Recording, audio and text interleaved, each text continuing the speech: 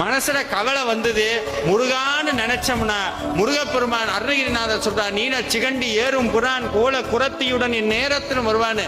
எதுக்குடா அழுகிற, எதுக்கு அழுகிற, எதுக்கும் கவலைப்படாத.